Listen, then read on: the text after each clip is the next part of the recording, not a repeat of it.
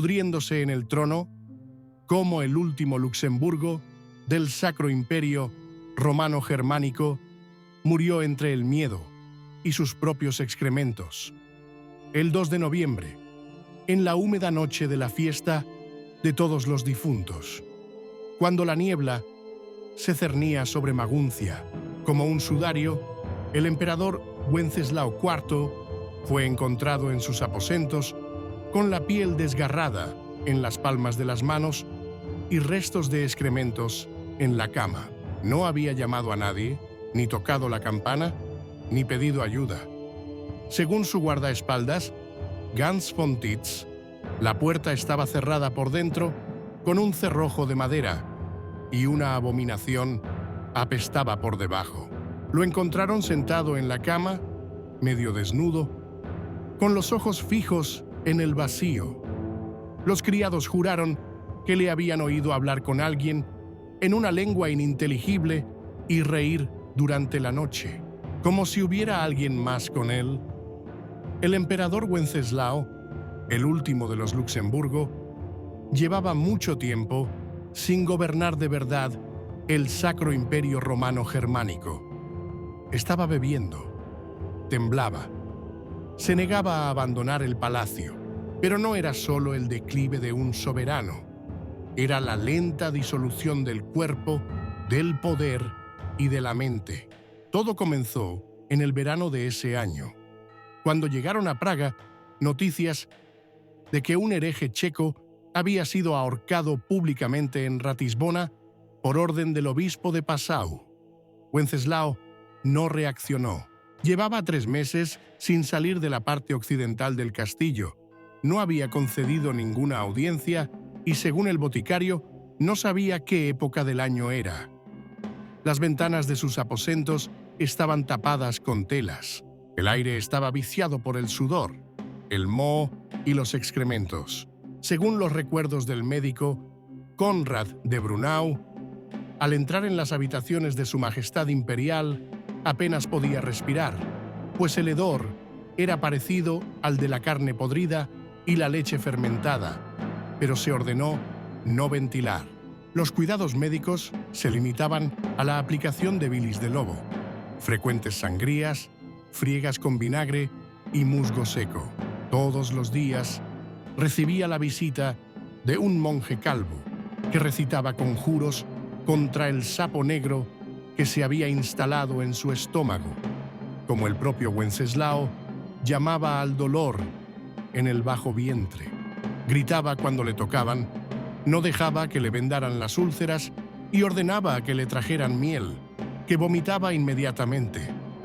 Los sirvientes escribieron: el emperador ni come, ni duerme.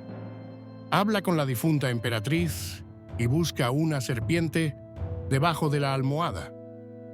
Su cuerpo se estaba pudriendo antes de morir. Aparecieron llagas en la piel, sobre todo en la ingle y en la cara interna de los muslos. El monje que lo atendió mencionó en una nota: pus con una mezcla de negrura y sangre con olor a cebollas podridas. Ningún ungüento ayudaba, sino que solo aumentaba el ardor, y el propio Wenceslao suplicó que pararan, pero solo por un momento, tras lo cual volvió a pedir que le quemaran. Más tarde se supo que padecía una furunculosis complicada por la podredumbre del azúcar. En el lenguaje de aquellos años, significaba maldición de la carne. Uno de los paramédicos intentó abrirle la úlcera con un cuchillo, pero Václav le mordió y luego le ordenó que le cortara la oreja por sacrilegio. Todo esto tuvo lugar en el contexto de la desaparición del poder real. El Reichstag de Nuremberg se reunió sin él. Los electores nombraron un nuevo candidato, pero fue como si el propio Wenceslao no se diera cuenta. Ordenó escribir cartas a los muertos, especialmente a su padre, Carlos IV, afirmando que él sabe cómo sacarlo del infierno. El cronista Pedro de Snoim señaló que las últimas cartas del emperador estaban cubiertas de manchas oscuras, presumiblemente heces. Hubo rumores de que su veneno fue envenenado por su hermano Segismundo para acelerar la transición a la corona. Otros decían que su enfermedad era un castigo por sus vínculos con los husitas y su rechazo a la bula papal. En varias ocasiones aparecieron inscripciones con carbón en la puerta del palacio. El juicio de Dios viene a por él. En una ocasión se encontró un pájaro muerto en la taza del váter con los ojos arrancados y una nota que decía: morirá antes de poder confesarse. A partir de entonces, el acceso a los aposentos quedó restringido. Solo quedaron 3 sirvientes: un médico, un monje y 2 guardaespaldas. El cuerpo siguió deteriorándose. La piel de las piernas empezó a desprenderse. Al respirar, se oía un silbido siniestro. Deliraba, veía fuego bajo el suelo y pedía a todos que no anduvieran descalzos por las habitaciones. Del diario de un alto sirviente. Hoy, Su Majestad ordenó sellar las ventanas, porque los demonios trepan por ellas. Se cortó para dejar salir a los espíritus. Pocos días después, perdió el control de la micción. Se rociaron los suelos y empezaron a aparecer ratas de palacio en el dormitorio. Durante la noche, uno de sus guardaespaldas huyó, afirmando haber oído al emperador hablar con la voz de 3 mujeres al mismo tiempo. Cuando en octubre empezaron a bajar las temperaturas, la putrefacción se aceleró. Se le abrió una úlcera negra en el pecho. El olor se hizo tan insoportable que los monjes se negaron a entrar sin vendas empapadas en alquitrán. El feldscher Jacob Holtzmann escribió: la muerte se negaba a llevárselo. Parecía esperar a que finalmente se derritiera en sus propias heces. Wenceslao no murió inmediatamente. Llevaba 3 días inconsciente, pero su respiración persistía, escasa, ronca, como si saliera de sus entrañas con la descomposición. Su corazón se paró en la madrugada del 6 de noviembre. Hicieron falta 5 hombres para sacar el cuerpo. La piel se separaba del músculo. Uno de los porteadores enfermó más tarde y murió, presumiblemente por envenenamiento de la sangre. El rito no se celebró a tiempo. El cadáver empezó a descomponerse antes de que los monjes terminaran de recitar las oraciones. No fue posible embalsamarlo. Lo único que quedó del cuerpo fue una papilla espesa y oscura que los monjes ordenaron quemar en una caja cerrada. Se declaró oficialmente paro cardíaco repentino. Pronto comenzó la lucha por el trono. Segismundo fue reconocido como emperador, pero con dificultades. Los partidarios husitas se sublevaron en Bohemia, alegando que Wenceslao había sido asesinado por partidarios del Papa. Su muerte provocó una ruptura entre los príncipes alemanes y la nobleza bohemia. Los electores convocaron un nuevo concilio y los rumores de la ciudad decían: el imperio se pudrió con él. De una carta del obispo de Treveris: no ha muerto, ha desaparecido, como un excremento arrojado a la noche. Y luego vino el hambre, las masacres y el hermano contra hermano. En los primeros días, tras la muerte de Wenceslao IV, el Palacio de Praga fue sellado. Por orden de Segismundo, hermano del difunto, nadie tenía derecho a entrar en los aposentos del difunto emperador, sin el permiso escrito del archicanciller. El motivo no era solo de seguridad. El olor procedente del ala oeste era tan denso que incluso después de quemar los restos del cadáver, las telas, los muebles y las paredes de piedra seguían desprendiendo podredumbre. Un criado que participó en la retirada de la cama recordó más tarde que el mármol estaba más oscuro que antes y la madera como si hubiera absorbido la carne. Varios intentos de limpieza fracasaron y finalmente las habitaciones fueron simplemente tapiadas, recitándose sobre ellas una oración de exorcismo. Mientras tanto, el cuerpo no fue colocado en un ataúd como exigen los protocolos. Fue incinerado por la noche sin testigos. Uno de los monjes presentes dijo en una confesión privada: mientras el cuerpo yacía sobre la piedra, los insectos se arrastraron hacia él. Algunos eran blancos, como la leche con cuernos. Los vi arrastrarse hasta su boca. Este testimonio fue recogido más tarde por el jesuita Gerhard de Leipzig, comentando un símbolo de la descomposición del espíritu y la carne.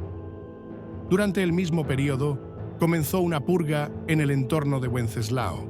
2 sirvientes fueron ahorcados por insultar la memoria del emperador, oficialmente por robar copas, pero los testigos afirmaron que conocían las últimas cartas de Wenceslao y dijeron que pedía abdicar del trono y retirarse a un monasterio. Esto era políticamente peligroso. Cualquier mención a la abdicación destruía la legitimidad de la línea luxemburguesa. Segismundo, que llegó a Praga 9 días después de la cremación, pidió primero los informes del médico y el monje que habían atendido al difunto. Ninguno de los dos había sobrevivido. El monje fue encontrado ahorcado en su celda, dejando una nota. Pasó por aquí. Me pidió que abriera las ventanas. El médico desapareció y sus pertenencias fueron arrojadas al río. Más tarde, se encontraron bolsas de plata, probablemente sobornos por el silencio, en las casas del médico. Todos los documentos sobre el tratamiento de Wenceslao fueron quemados. Sin embargo, un monasterio ha conservado una copia de una nota de Conrado de Brunau entregada al obispo de Passau. Decía así: el emperador sufría descomposición putrefacta de los órganos internos, úlceras en la piel, necrosis en la zona del perineo, alucinaciones y ceguera periódica. Utilicé decocción de corteza de roble, amoníaco, infusión de mercurio y sangrías hasta 2 veces al día. No hubo ninguna ayuda. Tal vez la aflicción esté causada por comer carne contaminada o por un veneno que afecta lentamente a las entrañas. Inmediatamente después de su muerte, se produjo una lucha por los restos de influencia. La vieja nobleza bohemia acusó a Segismundo de usurpación. Los husitas consideraban a Wenceslao un mártir que había sido envenenado por simpatizar con los pobres. Los católicos de Praga se vieron obligados a ocultar el origen de las órdenes por miedo a los disturbios. Empezaron a aparecer inscripciones al carbón en las calles. ¿Resucitará? ¿No os ha perdonado? La gente creía que Wenceslao había sido asesinado por negarse a apoyar la ejecución de herejes. Un rumor afirmaba que antes de su muerte ordenó la liberación de predicadores cautivos y el cierre de monasterios. Tal comportamiento causó consternación en los círculos eclesiásticos. Uno de los episodios más aterradores ocurrió el 40º día después de su muerte, durante el rezo de la misa de Requiem. El sacerdote que pronunciaba el nombre de Wenceslao se desplomó de repente, inconsciente. Le salió sangre negra de la nariz y murió 1 hora después.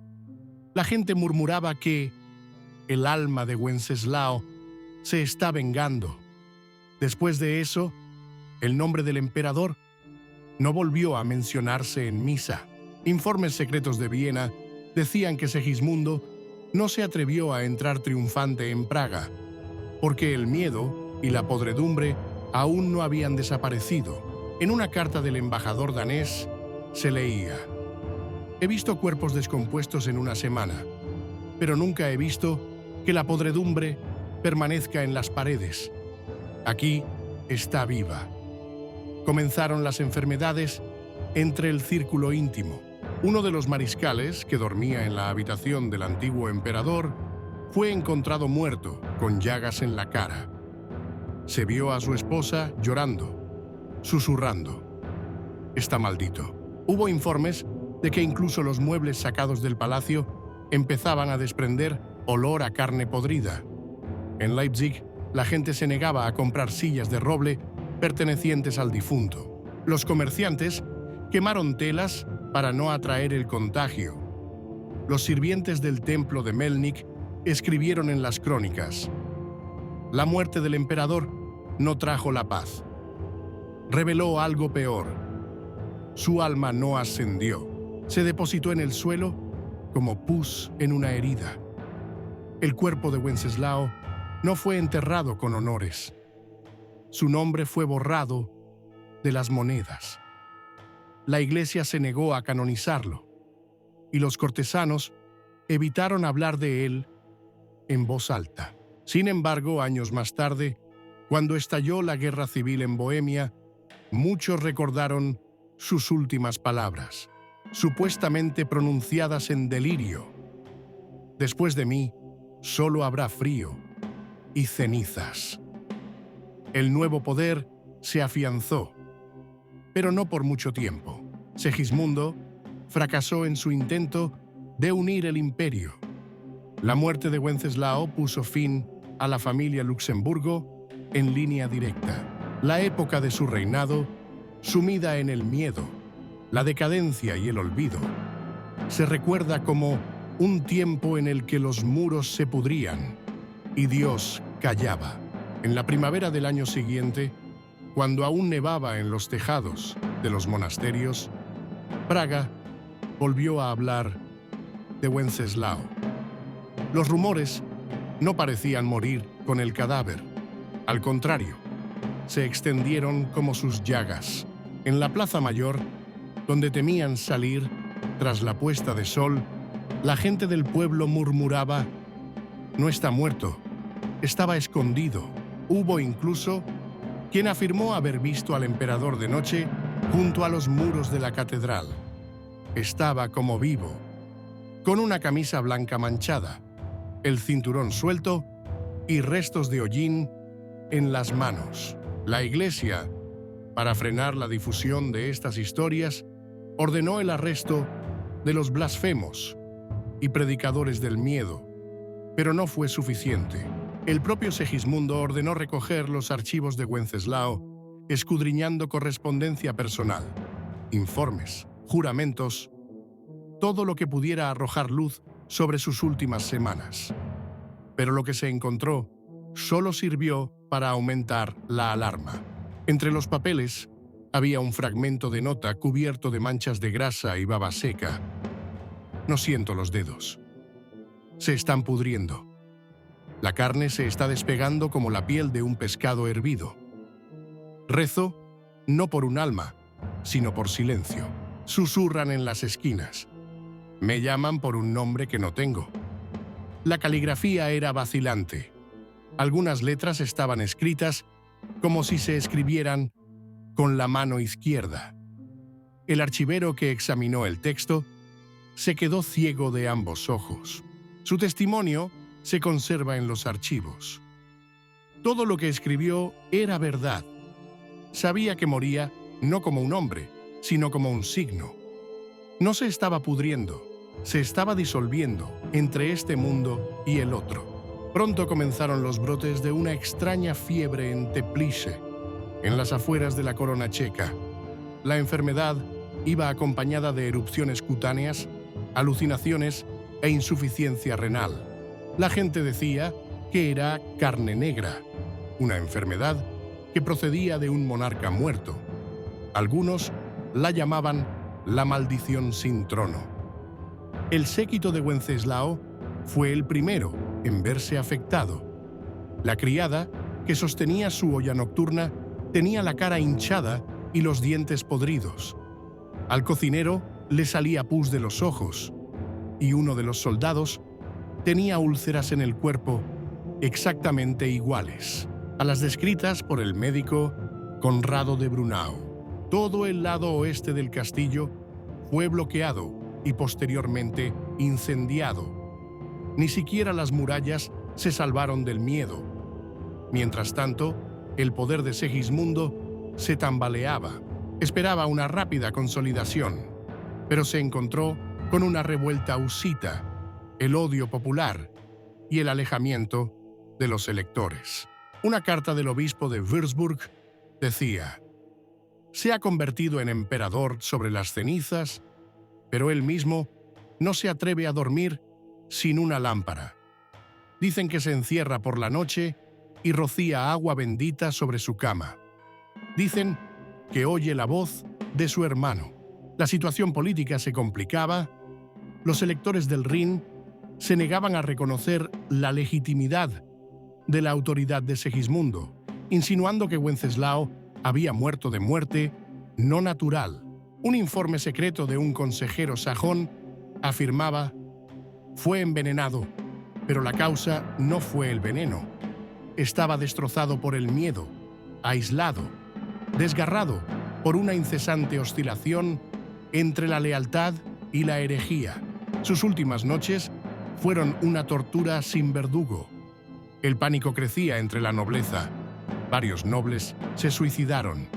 Uno, el conde von Altenburg, se arrojó por una ventana gritando: «Viene a por mí, no me perdonará». El sacerdote de su corte afirmó en su juicio que el conde estaba implicado en un complot para destituir a Wenceslao. Una criada que había estado cuidando al moribundo fue encontrada degollada en el monasterio de Santa Águeda. Según la abadesa, en los últimos días había afirmado oír que alguien la llamaba a una habitación sin ventanas. La paranoia impregnaba la estructura misma del poder. En la corte, todos temían tocar los sellos del difunto emperador. Los rumores afirmaban que Wenceslao había firmado algunos documentos con su propia sangre. Un tratado del monje Joaquín de Bamberg decía: «Hizo un pacto, no con los príncipes, sino con el dolor. Se convirtió en un recipiente de lo que las palabras no pueden describir. Ni siquiera la muerte le devolvió a la tierra, le empujó fuera, y ahora vaga entre signos y símbolos». Fue durante este periodo cuando se produjo una escisión en el clero. Una parte exigía que Wenceslao fuera rehabilitado, incluso póstumamente, en aras de la paz. La otra insistía en que debía ser condenado por simpatizar con los herejes. Las iglesias rezaban por la redención del error del trono. Algunos ministros celebraron misas secretas en su memoria, por las que más tarde fueron condenados como apóstatas. Segismundo, en un intento de estabilizar la situación, trasladó su residencia a Budapest, evitando Praga, pero su salud empezó a deteriorarse rápidamente. Su médico escribió que el emperador sufría de manos temblorosas, insomnio, hemorragias nasales y ataques de terror irracional. El rumor popular decía: la putrefacción se transmite por la sangre. Sin embargo, los peores efectos no se producían en el cuerpo, sino en el alma. El pueblo creía que con Wenceslao no solo había muerto una generación, sino el orden mismo de las cosas. Si el emperador podía pudrirse vivo, rezar y no ser escuchado, entonces Dios estaba ciego o había dado la espalda. Esta constatación se convirtió en la base del radicalismo religioso. En los años siguientes, la primera guerra husita estalló bajo esta bandera. La Iglesia intentó silenciar el sufrimiento de Wenceslao, pero en los anales había pruebas, e incluso años después acudían peregrinos a las cámaras quemadas. No rezaban, miraban, susurraban como si aún pudieran oír algo desde el interior del muro. Al verano siguiente, el hedor había desaparecido de los muros, pero el miedo permanecía. Praga había cambiado. Las calles estaban más tranquilas. Las casas de camino al antiguo palacio estaban vacías. La gente evitaba pronunciar el nombre de Wenceslao en voz alta. Sus retratos fueron destruidos. Se ordenó en secreto a los monasterios que quemaran cualquier documento que mencionara sus últimos días. El poder de Segismundo se fortaleció, pero no por amor, sino por miedo a que bajo su mandato ocurriera lo mismo. El imperio vivía en un estado de tensión reprimida, como si esperara que la podredumbre volviera a brotar de los techos. Mientras tanto, un grupo de escribas monásticos de Alsacia recuperó fragmentos de los registros conservados de la muerte del emperador.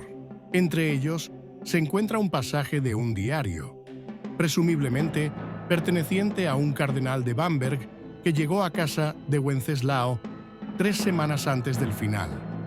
No se reconoce en el espejo. Ve en él a su padre, a su hermano, a su esposa muerta. Dice que están junto a su cama. Por la noche oye golpes. Dice que un ángel ha venido a por él, pero el ángel lleva botas podridas y sujeta una cabeza de perro. Estos registros se filtraron fuera del monasterio y se distribuyeron como folletos prohibidos. Algunos pensaron que eran falsificaciones, pero coincidían demasiado con los relatos de los supervivientes. El nombre de Wenceslao se estaba convirtiendo en un símbolo de la caída, no solo corporal, sino también espiritual. Ya no era humano. Se le temía como recordatorio de que incluso el ungido podía morir, dejando tras de sí un hedor en lugar de gloria.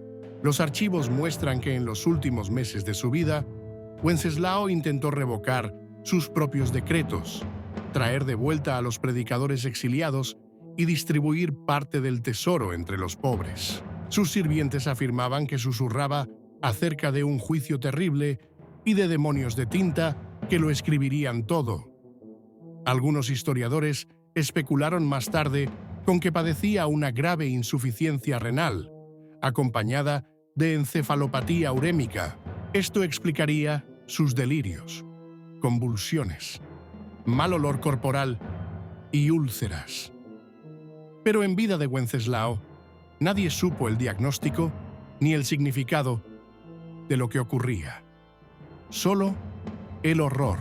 La muerte de Wenceslao no solo cambió la política, sino también la propia imagen del emperador.